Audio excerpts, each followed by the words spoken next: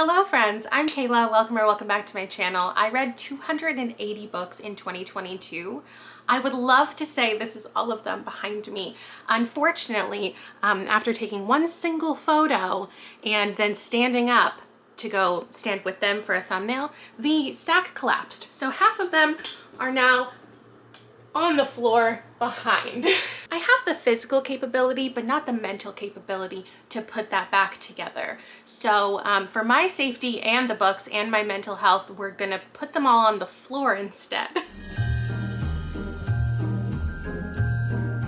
Take two. Hello friends, I'm Kayla. These are the 280 books that I read this year. The aesthetics have definitely been compromised, but I think I'll survive. This 280 happened over some pretty different reading months, so let's look at a spread. Actually, let's just look at them all first.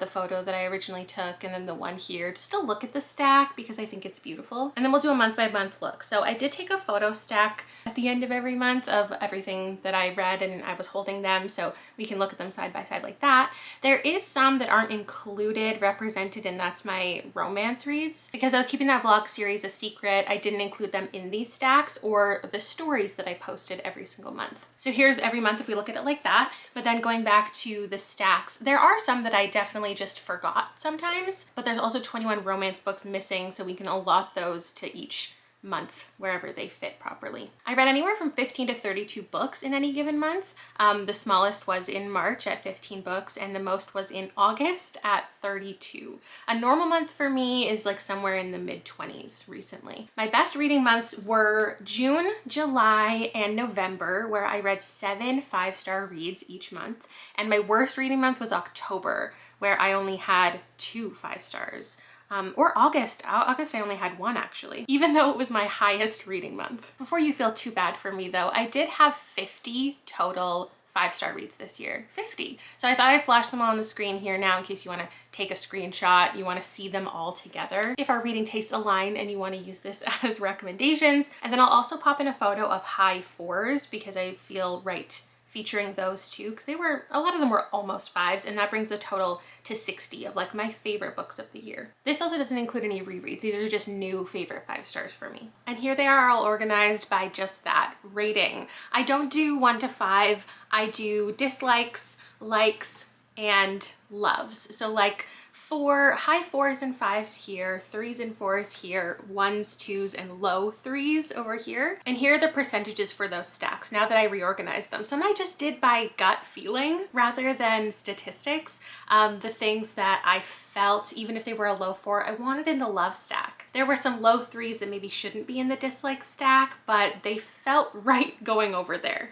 As you can tell, the majority of what I read, I like, so that's a win. The biggest stack is in the middle, as it always is. And as far as my average rating for the entire year, it's a 3.6, which isn't terrible, but it's the same as last year. And last year I considered not a good reading year. The year I had a 3.7, I considered a good reading year. And then one year I had a 3.8. 3.7 is pretty normal for me. So being at a 3.6 again just feels sad, but I had so many wins that I can't care too much about that nominal discrepancy. Now, like I said, there are 25 that I didn't rate or that I just didn't include in the stack. So we'll go through those quickly. They are all my rereads. Most I read as part of a childhood reread series. This year I went back to 10th and 11th grade, read my favorites from there. One video where I reread some questionable favorites of mine, then also some rereads that were just for fun. My most successful reread, like it's always The Raven Cycle, but also this year rereading House at the Bottom of a Lake, Lord of the Flies. Oh, and also my reread of Carrie went really well. My least successful reread was probably The Love That Split the World, which was expected. Speaking of Stephen King and Emily Henry, let's talk about the authors that I read the most this year. The author I read the most from this year was Josh Malerman with 4, Maggie Stiefvater with 4, N.K. Jemisin with 3, and then Emily Henry and Stephen King each with 3. There were 16 authors though that I read 2 books from. Some were part of series like from Elle Cosimano and Zulin Tan. Authors like Charlotte McConaughey, Sarah Gran, Sophie Kinsella, Hannah Alkoff, Amanda J. Atissa, who I enjoyed like both books that I read from those authors. And then we had some mixed results with Akwaeke Emezi, Kirsten White, Sean McGuire, Teddy Thompson, T. Kingfisher, Abby Collette, Bethany C. Morrow. Now this split showcases the authors that I read for the first time this year versus authors who I was reading for the second or third time, or I was rereading something. Hopefully you can see this. Maybe I'll pop up a picture instead just to make sure everything is in frame and you can see it all very clearly. And here are the stats percentage wise. I feel like it's always a pretty half and half split, but I was surprised this year how many more authors I was reading for the first time, but it makes sense because I was exploring so many new genres. And if we look back at that photo of my 50 favorites, something interesting about that is there was only 18 of them from authors that I've read from before. Those authors that I read from before include Madeline Miller, who this is my new favorite from that author. The same is true for Jesmyn Ward. I have a new favorite from Paul Tremblay, a new favorite Ian Reid, a new favorite Rivers Solomon, and then I read from Sarah Gran and Charlotte McConaughey for the first time this year, but I also read a second book from each of those authors and preferred it to the first one that I had read. I also read another Tananarive Due that I loved just as much as the last one. The Alexis Henderson I loved just as much as the last one. And as far as new favorites, I do have this rule that an author has to get 3 5-stars to end up on that list. And I don't think anybody got there this year, but like I want to consider N.K. Jemisin a new favorite. Alexis Henderson now having 2 5-stars and Sarah Gran having 2 5-stars. There's definitely like hope for reading more of them in the future and getting some big wins. Now, how should we organize it next? I think I want to do age range, though I already know that 15% of my reads are in the middle grade YA area and 85% are adult, so there's only a few I need to pull out here. So now you can see them all together in that stack on the right. I don't think I have any real commentary about this statistic. I read less and less YA and middle grade every year, and before that stat completely topples on me because it's questionable. Let's move on to, you know what I always feel like is really satisfying? Seeing it organized by page count. So I'm gonna have a section that is for books under 250 pages that I read this year, and then one for books over 400 pages. And then the middle will be probably the majority of what I read, which is between 250 and 400 pages. Here's how those percentages work out. The average size book that I read in 2022 was 314 pages. The shortest book I read was The Velveteen Rabbit, coming in at 40, and the longest I read was To Sleep in a Sea of Stars at 880. 314 pages is pretty typical for my last couple years of reading, but the average size book that I read is around 350. And the total number of pages that I read this year was 88,000, almost right on the money. Which means if we do the math, I read 240 pages a day, which completely checks out.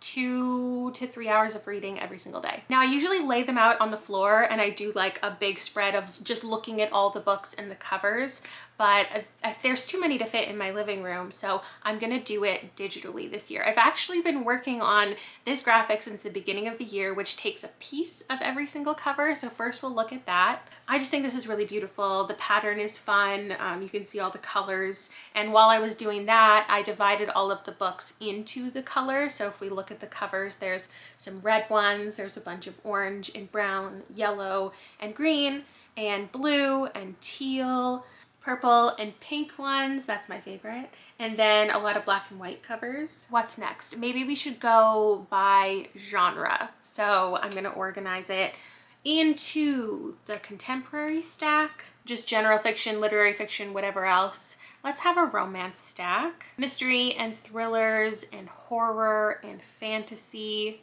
Also a decent stack of science fiction, some short story collections, nonfiction, historical fiction, poetry, and plays. The biggest amount is right here with 20% general fiction. Then there was 18% mystery thrillers. I should really split up those categories, but I couldn't be bothered today. 17% horror, which is right here, which is a similar percentage, but a lot of the books are really short horror, so the stack looks smaller. And then 16% of my reads were fantasy. I did read more science fiction than I thought, and romance took up 11% of my reads, which I think will be pretty typical going forward. I definitely read less nonfiction than normal, but more anthologies than I have the last couple years because I was making an effort to actually get through some of them. Talking about flops and success though within the genres, I think I had the most mix within mystery thriller because I was checking out a bunch of cozy mysteries for the first time.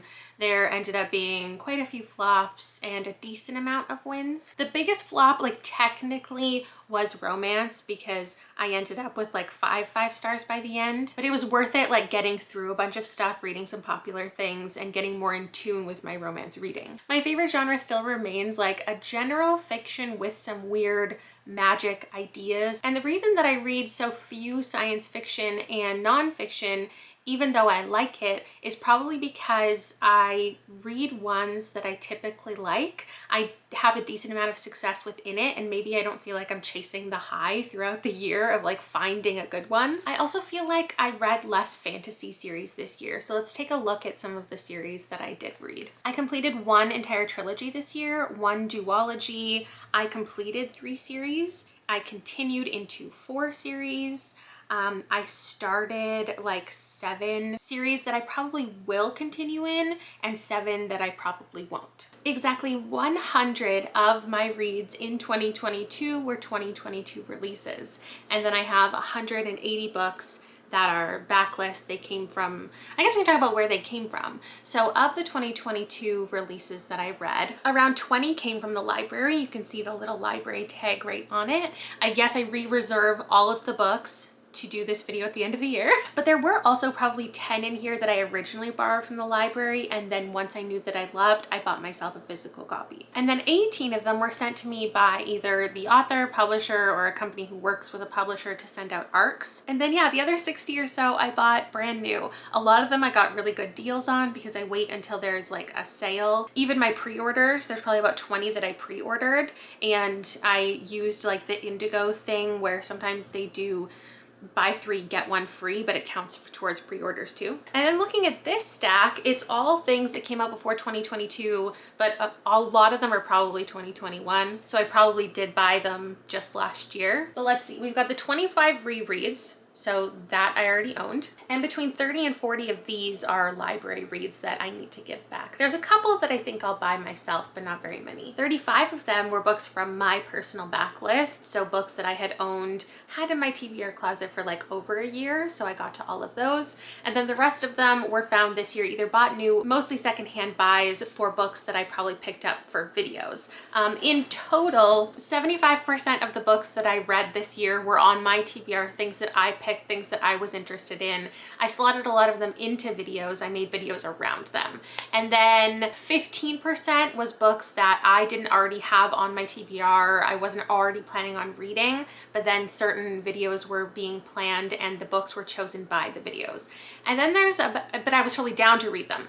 Then there's 10% that I would have never picked up if not selected for me in a video or by another person for some type of experiment. So that's how all of my reading works out. Now I'll wrap it up with my favorite thing, looking at cover trends, title trends, and then I'll also look at where some of these books came from, countries around the world that are featured. So as far as titles go, you was the most common word in any titles this year, besides like common words like and or of. It was only 13 though, which of 280 books doesn't seem like a really common word. Next would be dead or death with 12 titles. House and home is always really common for me. I think I had 8. I also had 8 with girl, another common one. And then I threw in this one, hungry and hunger and eat and eating showed up more times than I've ever noticed before. So there was 6 of those. Looking at book covers, as usual, like 30 to 40% of the books that I read had people on the cover, faces, full bodies, what have you. 9 of those people had sunglasses on, which is a trend I just felt like was worth noting. I think 30 book covers had animals, so rabbits being the most represented. There was also a handful of dogs, cats, wolves, including a werewolf, some birds, some sea creatures like sharks, whales, and fish, 2 horses, and more pigs than you would expect. As usual, I saw plenty of houses. Some of them were on fire, so I also did a category of fire flames on book covers. And then tons of nature stuff, flowers and foliage and branches and whatnot. And then a handful of moons as well. And then as far as parts of the world, I don't keep that scratch off map anymore. I don't know where it is, it's around here somewhere, but directly or indirectly, I read books set in or inspired by Malaysia, Ecuador, Ireland, Jamaica, Zimbabwe, China, Scotland, England, Sri Lanka, Trinidad, Nigeria, Syria, Japan, Mexico, the Bahamas, France, and then read from authors who hail from places like Argentina, Nigeria, South Korea, Singapore, Spain, Sweden, the US, Canada, Australia, the Philippines, and Indonesia. And that's it for my 2022 year in review, all of my stats, everything that I read. I didn't list every single title.